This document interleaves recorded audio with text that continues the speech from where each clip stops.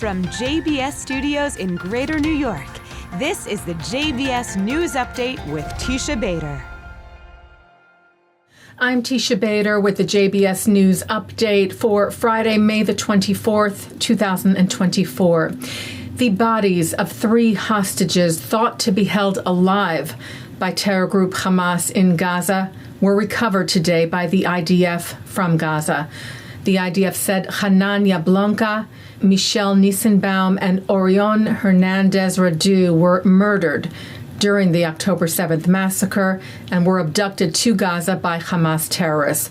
Their bodies were rescued overnight during a joint IDF and ISA operation in Jabalia and brought back to Israel, vowing we will continue operating to bring all of our hostages back home.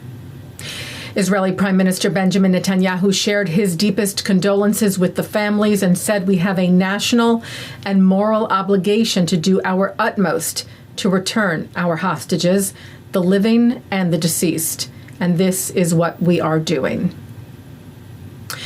And fierce fighting continues in Gaza as Israeli troops battle Hamas terrorists. The IDF announcing today the elimination last night of a Hamas commander in Jabalia responsible, it said, for launching anti-tank missiles along with extensive mortar fire toward Israel, and noted 2 other significant Hamas figures eliminated in the last few days: the deputy head of Hamas's National Security Force in Gaza, as well as an operative in the Industrial Equipment Department of Hamas. The IDF also continues to defend its northern border with Lebanon, hitting terrorists and terror targets of terror group Hezbollah. Hezbollah continues to fire rockets at northern Israel, including today it was reported that anti-tank guided missiles caused damage in the northern border community of Dovev. There were no injuries as most have evacuated that area. And the IDF said tonight fighter jets intercepted 2 unmanned aerial vehicles that made their way to the territory of Israel from the east, and 2 unmanned aerial vehicles that made their way to the northern area of the country. According to the Times of Israel, the drones were launched by an Iran-backed militia in Iraq. The International Court of Justice in The Hague ordered Israel to stop actions in Rafah that risk harm to civilian populations. Rafah is seen as the last Hamas stronghold in Gaza, and it is also believed to be where hostages are being held.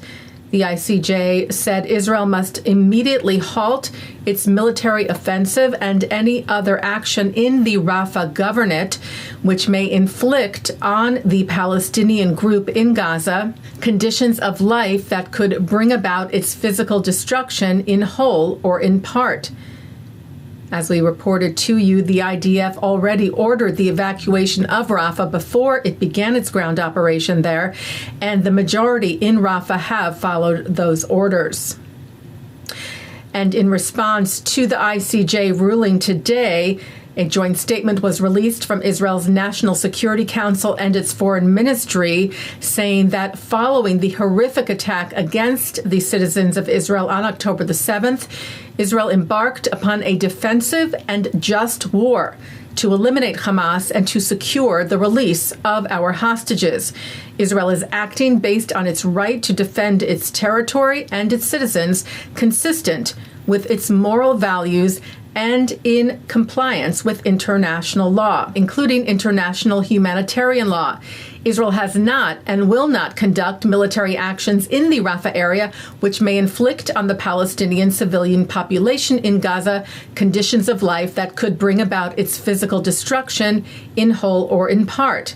Israel will continue its efforts to enable humanitarian assistance and will act in full compliance with the law to reduce as much as possible harm caused to the civilian population in Gaza.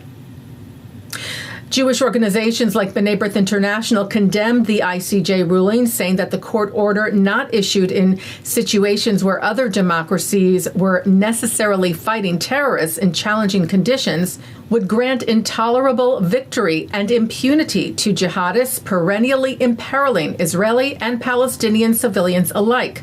while broadcasting to violent extremists everywhere that exploiting civilians as human shields will result in functional immunity.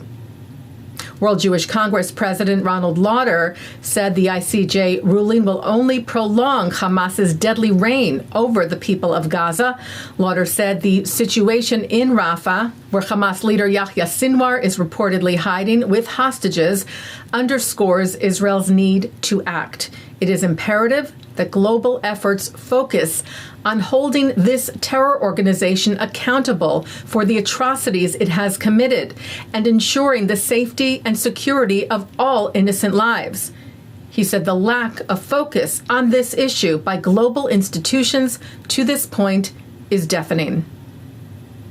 Taking a look now at our programming for tonight on JBS for Friday, May the 24th. Live Shabbat services are coming up at 6 o'clock from New York City's Central Synagogue, followed by Shabbat services from the Hampton Synagogue.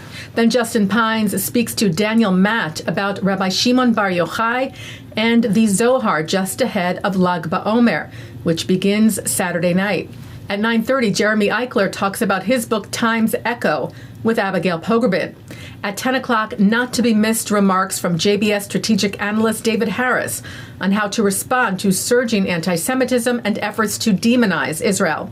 At 10:30, a replay from the Hampton Synagogue, followed by a replay from Central. And coming up next, a look at this week's Torah portion. And by the way, look for more special programming for Lag BaOmer on Sunday and for Memorial Day on Sunday and Monday. And that's the JBS News Update for Friday, May the 24th, 2024. I'm Teisha Bader. I will be back with the news on Tuesday after the Memorial Day weekend. Wishing you a meaningful Memorial Day and a Shabbat Shalom. Am Yisrael Chai.